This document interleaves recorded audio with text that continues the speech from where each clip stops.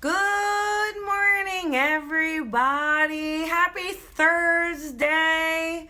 We are almost done the week, so that in itself is reason to celebrate. You did it. So welcome. Let's take a couple minutes for everybody to say hello and for the news feed to get in here. Goodness, this is so good. I don't know if any of you saw. Good morning, Bronny. Hi, Tina. Hello. Good morning, Trevor. Good morning, everybody. Hi, Dawn. Good morning. Hi, Anna Marie. You're going to like this one. Hi, Nick. Good morning, everybody. Last night, I put the Eventbrite. So next week, we have the Lisa Williams Summit. And I'm so excited and looking forward to it. And needed basically like a little bit over 60 volunteers. So I created the Eventbrite and the tickets, which are free, and set it all up. And in 5 hours, it was sold out. So it's fantastic. We even have a wait list. So it's going to be so much fun. I couldn't believe it. So good morning, Sherry. Hi, Hope. Good morning, everybody. All right, so this one, sometimes we remember or sometimes we know, but it's good to be reminded at times too when you're feeling a particular emotion and you're feeling really stuck in it, to kind of recognize where in the system you're stuck, right? So that you can help yourself move through it. So good morning, Glenda. Hi, Christina. Good morning, everybody. So we're going to talk about first sadness. Sadness, grief, depression, those vibrations. A lot of those tend to be because you're focusing on the past, right? So you may be reminiscing about a broken relationship and maybe romanticizing some parts of it. So it's making you feel really sad and you're really missing the person. That's because you're in the past a bit. So that heaviness, that grief part, even though we could be presently going through grief, we're holding on to the past, right? Which is why those feelings and emotions come up. So if you are doing that and you just don't want to keep feeling that way, I had a client where she's just been going through so much and having a real tough time getting through a breakup, and then really feeling upset that this person is seeing other people. And so, but she's so focused on the past that it's holding her down. And the thing is that if your team pulls someone out of your life, like sometimes you go, oh my goodness, they're supposed to be here, that was the one. No, if they're gone and your team pulled them out, you gotta trust your team. Doesn't mean you didn't love them, doesn't mean you didn't learn something, doesn't mean there was some good about it, but for your highest good, there wasn't a match. Even if you felt that there was, we really have to kind of trust the universal system, trust the team of spirit, trust your guides. But that will help you when you can sit there and say, wait a second. Also not romanticizing something that wasn't there. Being very realistic, because 9 times out of 10, you're not in a huge blissful place when this breakup happens. You've been worried or thinking about it or not fully content anyway. So it's about being very real about that and not being locked into the past. Anything can do that. You could be grieving, and feeling sad over losing a loved one, but because you're missing them in the physical presence, right? You're missing the time with them. So again, it pulls us in the past. Hi, Janita. Good morning. So that's that, right? Now, anxiety. Oh, this one we all deal with, right? The anxiety is really where you're worried about the future, something that hasn't happened yet.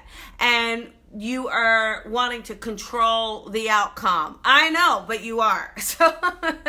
So wanting to control the outcome. So you're anxious about it, right? You just can't settle. You need to know what the ending is. You're like one of those people that wants to see the end of the movie before you watch the movie. Make sure it's going to be okay. It's true though. But the anxiety comes because you're worried. You're worried about the result, the outcome. And when you can release the need to know the outcome and get yourself into being present. I'm just going to be present. I'm going to be here. I'm going to be in this moment. I'm going to surrender to the space and place I am now. That's where you will find peace. So even now, even if you just take a moment for yourself right now, right this moment, just take a breath in, put your feet on the ground, okay? Wiggle your toes on the ground, okay? Wiggle, wiggle, wiggle. So, you're so great. Oh, thanks, Hope. Wiggle your toes. What I want you to do is in this moment, and I know it's hard because you're listening to me, but in this particular moment, I'm going to count down from 3 down to 1. When I get to 1, I want you to focus on being absolutely present, completely present, 100% with not one other thought than in the thought of the actual moment being right here with me. Okay, ready? 3, 2, 1. You see, right there, if you did it, you will see in that moment, there was no sadness and no grief and no anxiety and no angst because you were at peace because you were right in the moment. Now, I know it's hard to do all the time. I get it. Good morning, Stephen. Hi, Nicole. I know it's hard to do, and we can loop ourselves. You can get into a loop, right? You replay something over and over, or you become obsessive about something over and over and over.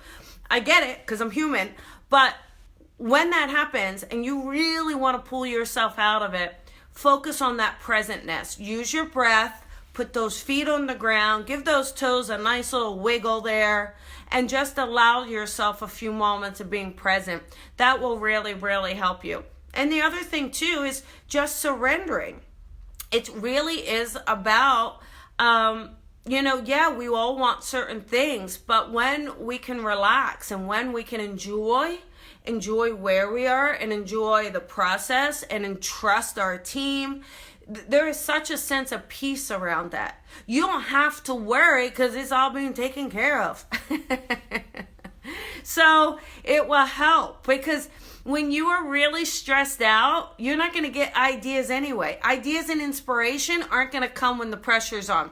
Even under grief and deep, deep sadness, inspiration isn't going to come because the grief, inspiration, anxiety, all of that, it actually pushes the vibration down. It lowers the vibration.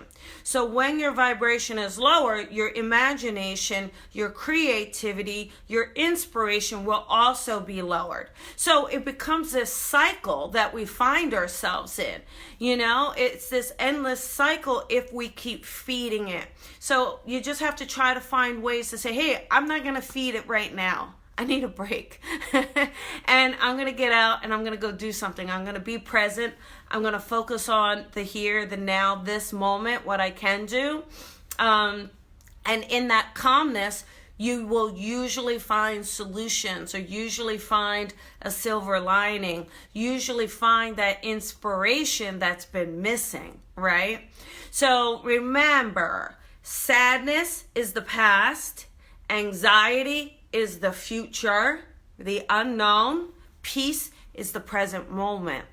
And allowing ourselves to be as present as possible. Even yesterday when we talked about listening, really hearing someone and making sure you choose people that hear you fully. That's also going to help you be very, very present. Even today, here's what I want you to do today. Use that hearing exercise. So when someone is talking to you, even if it's the cashier at the checkout or you're getting your latte, what I want you to do is not be on your phone while the person is talking to you. Don't assume what the person is going to say. Sit there and truly listen to them, make eye contact, and actively listen. That will actually help show you present moment. Do that with as many things as you can today to be present so that you can really start to practice it. The more we practice it, the easier it becomes. And the less willing and craving you are of distractions such as social media, such as multitasking, such as letting the cycle keep spinning around. Because letting it all keep spinning around, whether that's sadness or anxiety, letting it all spin, it doesn't feel good, does it? It doesn't make you feel good. You don't feel good. You don't feel like, ooh, that's awesome. No, they're usually negative, one way or the other. So being present is the best way to bring in that happiness, to bring in that joy, to raise that vibration, to create inspiration. Okay, so there you go. That is your inspirational talk for today. I do hope it helps. And, practice it today. Go about your day and seeing what you can do. Tonight, it is Jennifer Schaefer with our special episode of Vino and Voices. So I am looking forward to that. Also in LA, October 6th and 7th, I'm doing 2 workshops. They're really starting to get pretty full.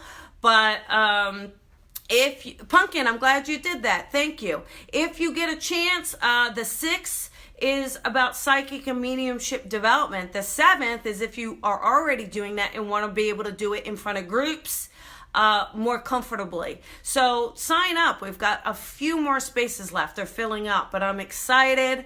I am looking forward to it. There's one more mentor spot if you want to be privately mentored. Only one left, and then that's it. That's in November. Anyhow, you guys, I want you to have a gorgeous day. Thank you for the love. Thank you for your sharing. Thank you, Nicole. Remember, everybody, shine your light and shine it bright. I will see you tonight, and then I'll see you tomorrow at 10 a.m. Bye, everybody.